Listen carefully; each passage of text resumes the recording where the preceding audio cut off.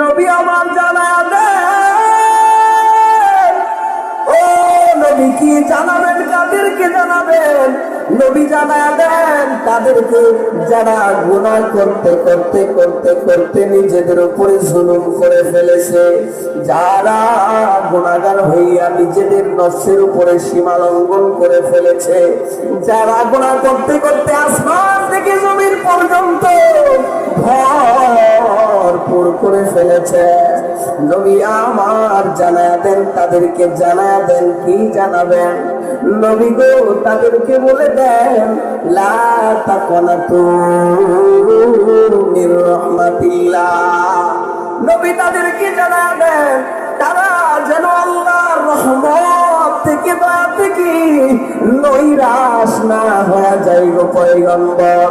ও গো পয়গম্বর জানায়া দেন আমি আল্লাহর দয়া থেকে যেন তারা নিরাশ না হয়ে যায়। আসমান থেকে নিয়ে জমিন পর্যন্ত এই এত পরিমাণ গুনাহ করলো, সারাটা জীবন সে গুনায় কাটাইল, আমল নামায় কোনো আমল নাই, শুধু গুনাহ আর গুনাহ আর গুনাহ। নবী গো জানায়া দেন, জানায়া দেন তাদেরকে আশার বাণী শোনায়া দেন, তারা যেন ঘাবড়ায় না যায়, তারা যেন নিজেদের মন ছোট করে না ফেলে, তারা যেন নিজেকে গুনাহগার মনে করে আরো দূরে সইরা না যায়।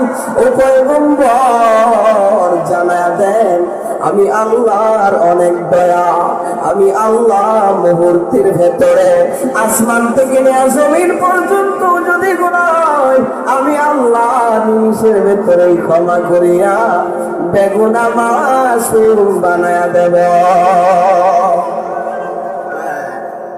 দয়া, কার দয়া? এখান থেকে সাউন্ড যাবে, আমি একটু বাড়াই দেন। কার দয়া? আল্লাহ। আল্লাহ কি বলছে?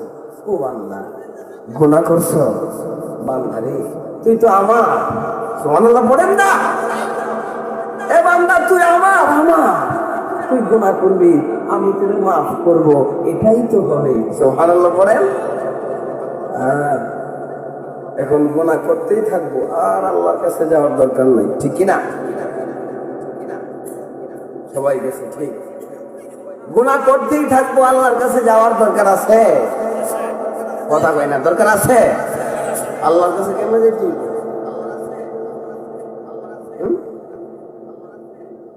কি কইব আল্লাহর কাছে তো যা মইরা গেলেই তো আল্লাহর কাছে যাওয়া। আরে হেই যাওয়া না, দুনিয়ায় থেকেই আল্লাহর কাছে যেতে হবে, ঠিক কিনা? দুনিয়ায় থেকে আল্লাহর কাছে কেমনে যাবেন? মাশাআল্লাহ, হাত তুলেন, আল্লাহ কবুল করুক। পড়েন আমিন।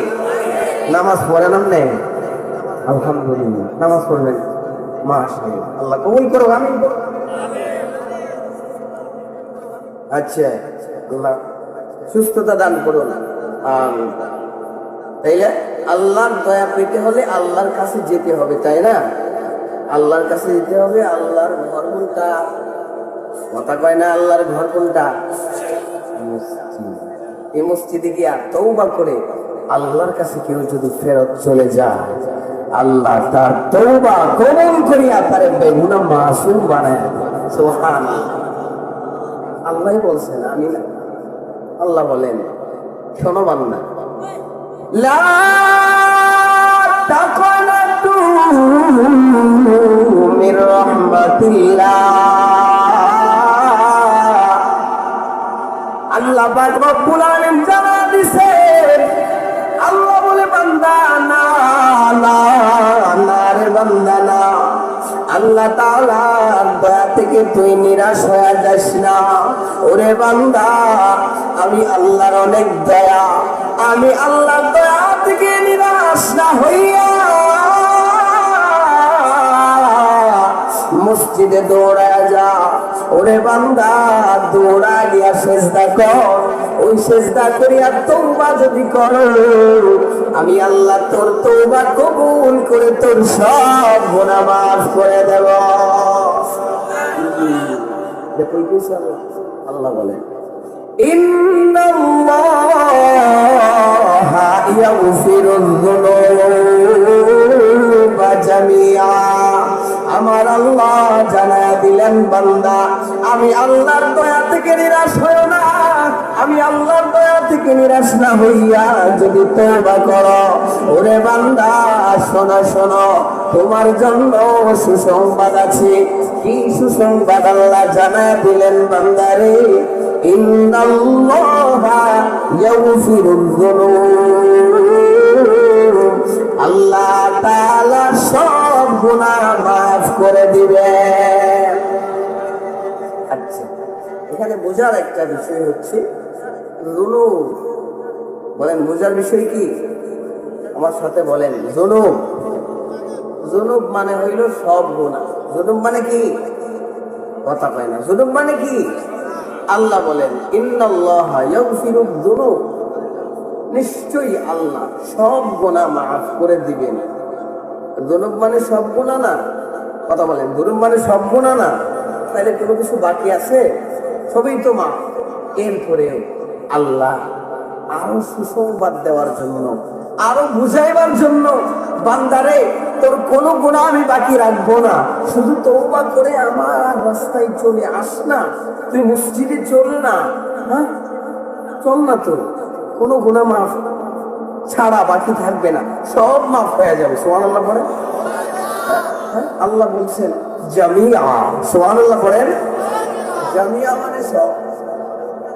জামিউন মানে সমস্ত। জামিউন মানে কি?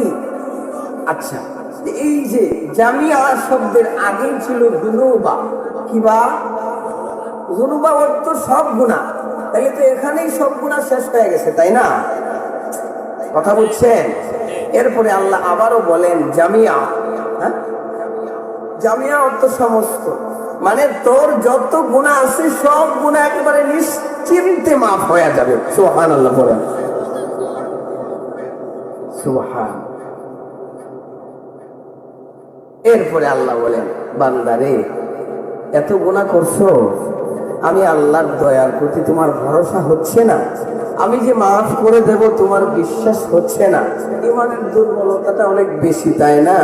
আল্লাহ বলেন, বান্দা শোনো, ইন্নাহু হুয়াল গফুরুর রহিম। আল্লাহ তাআলা জানায় দিলেন, আল্লাহ বলেন শোনো, আল্লাহ এমন একজন রব, আল্লাহ তাআলা এমন একজন প্রভু, ইন্নাহু হুয়াল গফুরুর রহিম।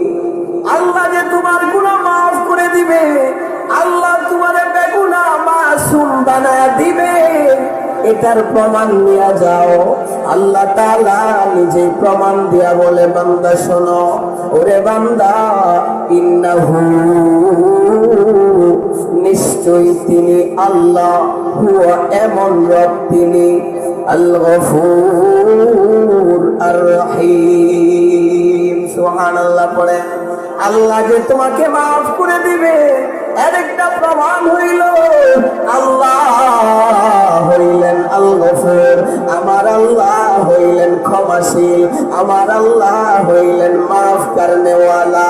আমার আল্লাহর নাম যেহেতু ক্ষমাশীল, আল্লাহ আল গফুর শব্দ আইনা বুঝাইলেন, এ বান্দা আমি কিন্তু তোকে মাফ করে দেব, কারণ আমার নাম হইল গফুর। এরে বান্দা শোনো শোনো, এরপরেও তোমার বিশ্বাস হয় না, ইমানের দুর্বলতা এত বেশি রে বান্দা, এরপরেও তোমার ইমানের ভেতরে কোনো কিছু কাজ হচ্ছে না, তোমার বুঝি আমি আল্লাহর দয়ার প্রতি ভরসা হচ্ছে না। এ বান্দা শোনো, আমি আল্লাহ যে তোমাকে ক্ষমা করে দিব কেন জানি? দ্বিতীয় আরেকটা দলিল নিয়ে যাও। ওরে বান্দা, আমি আল্লাহর নাম হইল রহিম, আমি আল্লাহর নাম হইল দয়ালু দয়াশীল। তোরে আমি আল্লাহর দয়া করে ক্ষমা করে দেব, মাফ করে দেব। বুঝছেন আপনারা? প্রথমে আল্লাহ আনছেন ইন্নাহু হুয়াল গফুর, মানে আমি গফুর, এজন্যই তো তোরে মাফ করবো। সুবহানাল্লাহ পড়ে। এরপরে আল্লাহ বুঝালেন, এ বান্দা শোনো, হ্যাঁ আমি আল্লাহ তো রহিম, আমি আল্লাহ তো রহিম। সুবহানাল্লাহ পড়েন। আমি আল্লাহ দয়ালু, করে মাফ করবো না কেন রে বান্দা? গুনাহ করছো, তওবা কর। আমি আল্লাহর কাছে ফেরত আসি। আল্লাহ বলেন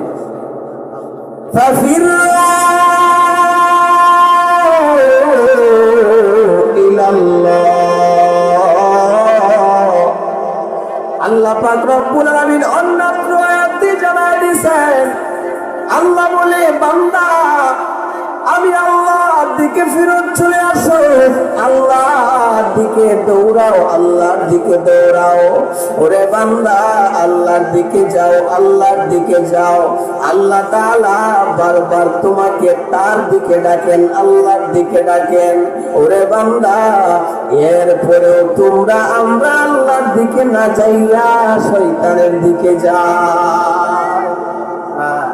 শয়তানের দিকে যাওয়া যাবে। আল্লাহ অনেক চেষ্টা করেন বান্দারে।